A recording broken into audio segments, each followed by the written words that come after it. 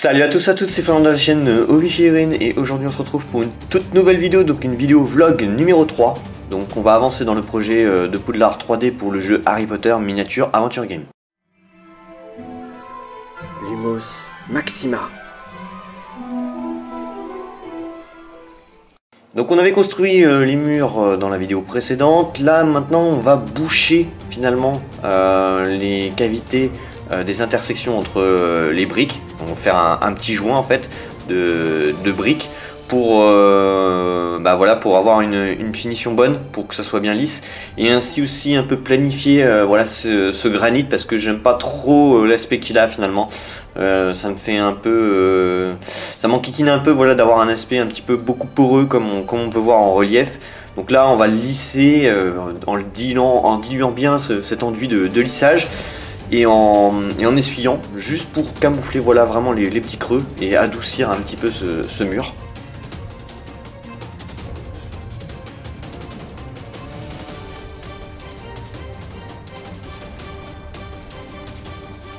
Donc ensuite on va réaliser des piliers. Donc j'utilise 3 pièces par rapport à un moule, donc il va falloir que je fasse 4 tirages pour pouvoir réaliser des piliers.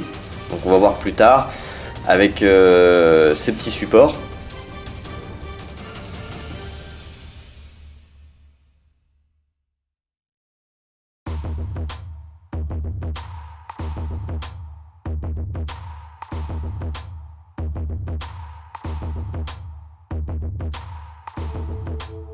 Donc une fois que le plâtre de Paris a bien séché, je viens poncer les parties qui auraient un petit peu gondolé en surface pour bien aplanir, pour qu'au niveau du collage ça se passe bien. Et puis je monte le tout.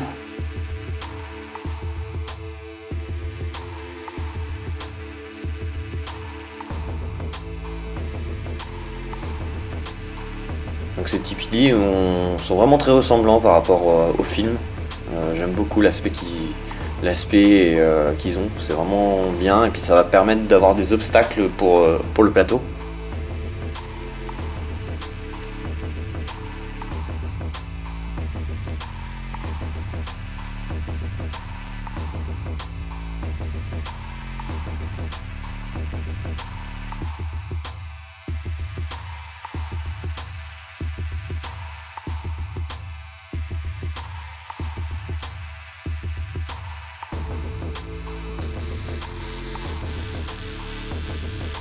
J'essaye de bien centrer la chose, c'est pas évident, mais en centrant on n'aura pas trop de problèmes, surtout qu'après vous allez voir qu'on va pouvoir faire des petites rectifications s'il y a des petits défauts.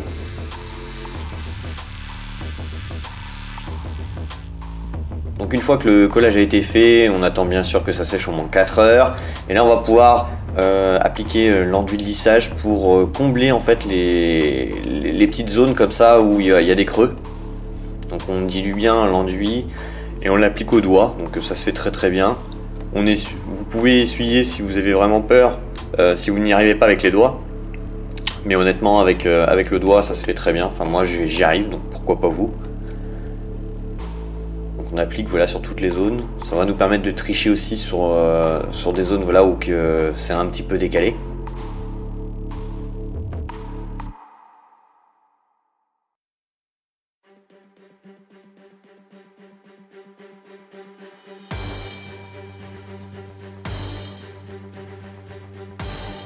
Donc une fois que cet enduit a séché, donc il faut attendre 1 heure à peu près, ça sèche rudement vite. Vous pouvez même accélérer la chose en mettant sur un radiateur. On va venir au cutter finalement gratter voilà, les petites zones pour rectifier, voilà, les petits défauts ou lisser, voilà, certaines zones de piliers comme vous pouvez voir en image pour rendre l'aspect final propre. Et puis on va poncer le dessous et le dessus pour planifier la chose.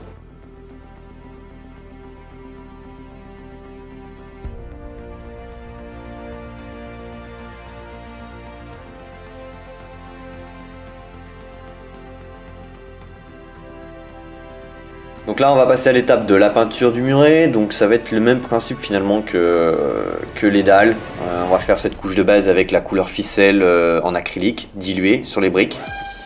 Donc on voit que le plâtre boit très bien.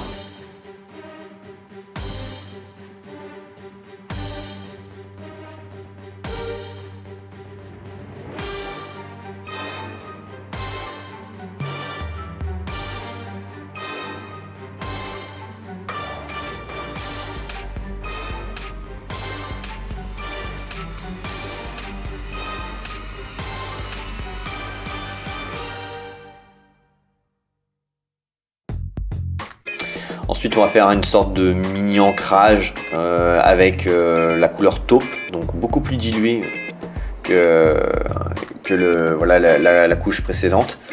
Ça va permettre de venir ancrer les petits creux. Donc on va bien sûr accentuer les briques plus tard. Mais honnêtement déjà rien que l'ancrage ça permet déjà d'avoir une bonne mise en teinte.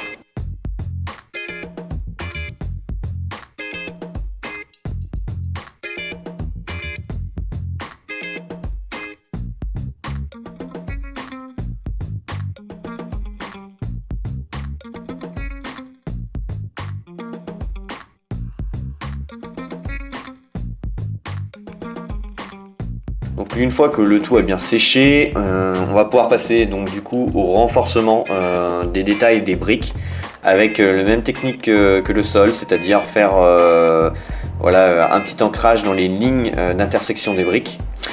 Donc c'est pas grave si j'ai fait des gros traits ou si je suis pas tout à fait très droit. Une fois essuyé, on va venir plus tard faire un brossage à sec et du coup ça va effacer, ça va atténuer cette surface et ça va laisser vraiment que le creux renforcé avec ce lavis.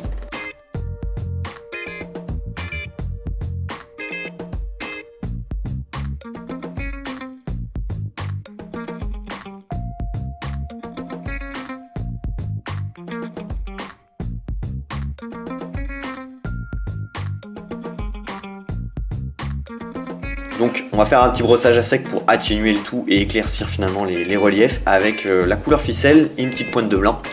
Donc ça va atténuer les jointures de briques et ça va faire un aspect global plus clair que le sol et ça va être beaucoup mieux.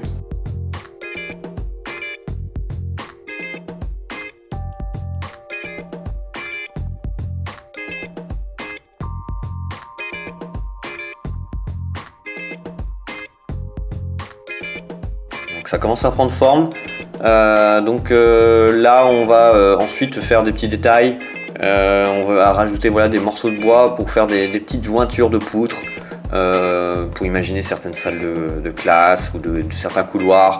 Voilà, c'est des poutres en plâtre qui sont pas très épaisses, qui font 3 mm, que je viens couper à la bonne hauteur.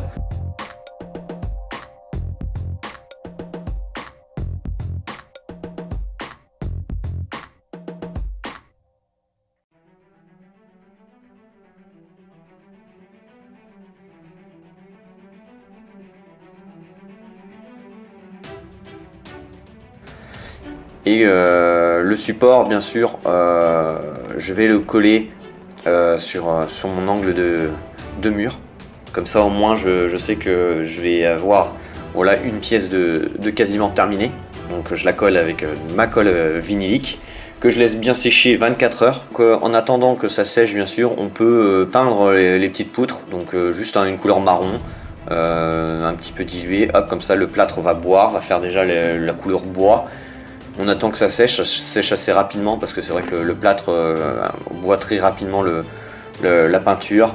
Donc 10-15 minutes après, on va pouvoir venir coller finalement les petits morceaux de bois. Donc j'essaye de laisser des intervalles, je ne vais pas faire ça par chaque case. Là, comme vous pouvez voir, je saute par rapport à une ligne pour donner un aspect pas trop intensif sur le mur pour laisser quand même les briques apparentes.